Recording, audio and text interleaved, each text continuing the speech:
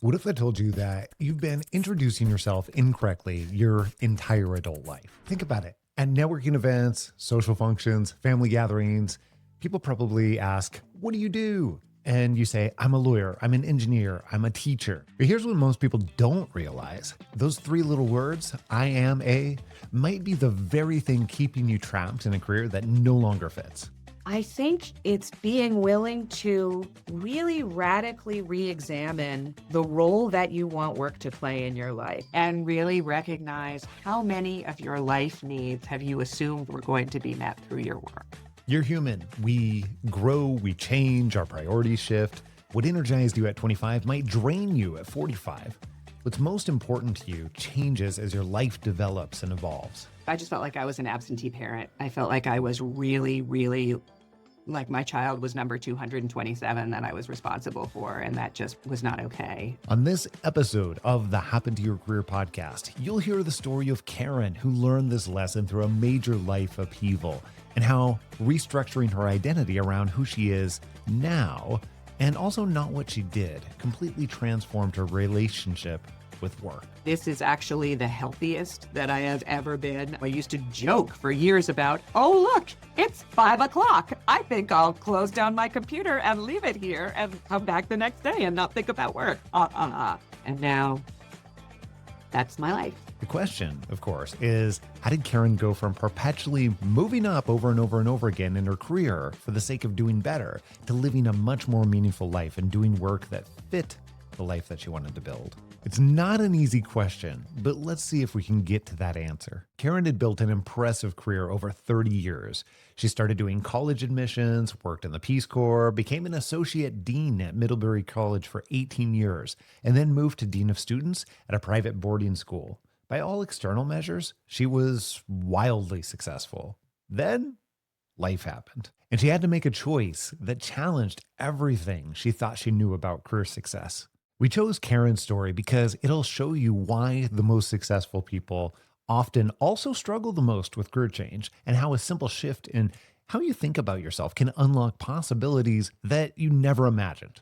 I think in my previous job exploration moments and job shifts, my primary questions had been, what do I most want to be doing now? Mhm. What job is going to be the closest to the optimal reflection of work that matters to me, that I think is important, that allows me to use all of the skills that I love the most in a community that is, that's going to be a great environment to work in, with a salary that's going to allow me a certain lifestyle that I want, but really the work itself being optimal for me as an expression of who I am, as part of my identity.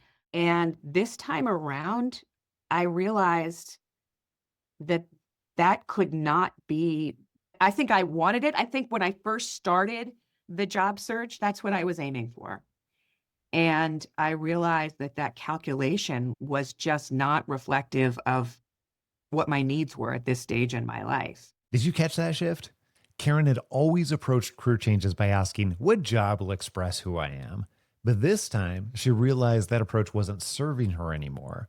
She'd fallen into the identity trap, defining herself by the role rather than by her characteristics. When we start working with people to make a career change of any kind, almost everybody goes through some kind of mindset shift about the role that they want work to play in their lives. On top of that, each of us must figure out how all of the areas of life work together to create what we think is true fulfillment.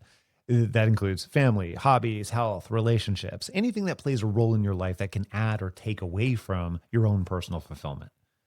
Karen's identity crisis happened when life forced her hand. And I think for me, it also came down to, I just felt like I was an absentee parent. I felt like I was really like my child was number 227 that I was responsible for, and that just was not okay. The stress became, shall we say, overwhelming.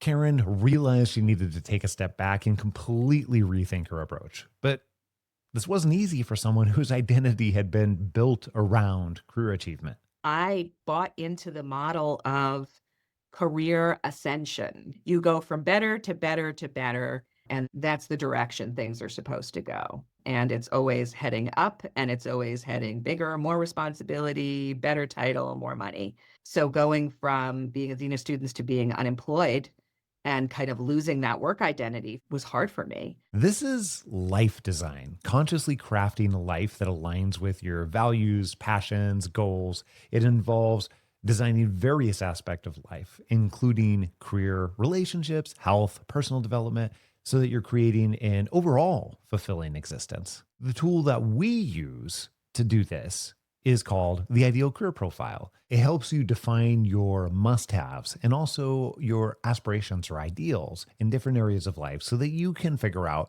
what you actually need out of your next job. Not just what you've always done or what sounds impressive on paper. Karen's breakthrough came when she realized she needed to separate who she was from what she did. I really needed to take into account my health, my emotional health, my physical health, my child, and the level of availability that I wanted and needed to have for her after school and in the evening and on weekends, both sort of temporal availability and emotional availability. This realization led to another profound insight about how much she'd been asking her career to provide. We look to work to meet so many of our needs around our sense of efficacy and our social agendas and our political agendas and our professional growth and our sense of purpose. And when we put all of those eggs in one basket and the basket falls, then all of these different dimensions of your life are implicated, which was exactly what I had experienced in the last 20 years of my career. Karen realized she'd always had an all-encompassing job and found much of her fulfillment from having an important, impactful career. But in this next stage, what she needed was a job that fit her life better, not one that consumed it. She actually took what many would consider to be a step down, but from dean to student development coach. But I want you to listen to how she describes her life now. This is actually the healthiest that I have ever been. I mean, I used to joke for years about, oh, look, it's 5 o'clock. I think I'll close down my computer and leave it here and come back the next day and not think about work.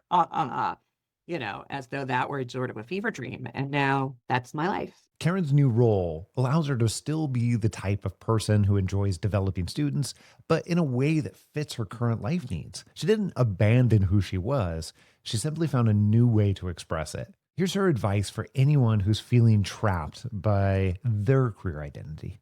I think it's being willing to really radically re-examine the role that you want work to play in your life, what your needs are, way beyond what your work needs are, and really recognize how many of your life needs have you assumed were going to be met through your work. You're not your job title. You're not your occupation. You're not even your career. You're a unique collection of characteristics, experiences, values, and strengths that can be expressed in countless ways.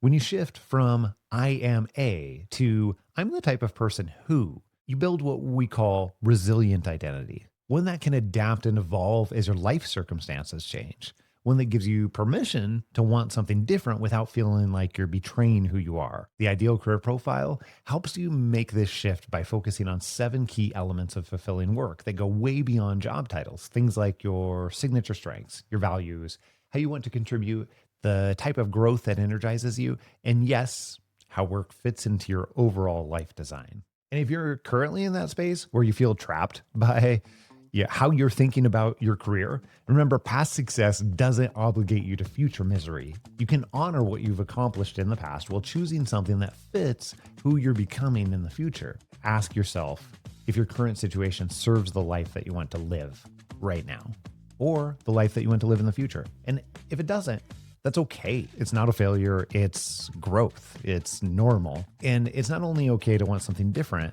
it's necessary for your well-being. By the way, if you're ready to explore what different and what your own personal version of extraordinary might look like, we can always help. Just send me an email. Just pause this, send me an email, Scott@HappenToYourCareer. Put conversation in the subject line. I'll connect you with the right person on my team who can help you start creating your own version of your ideal career. Scott@HappenToYourCareer.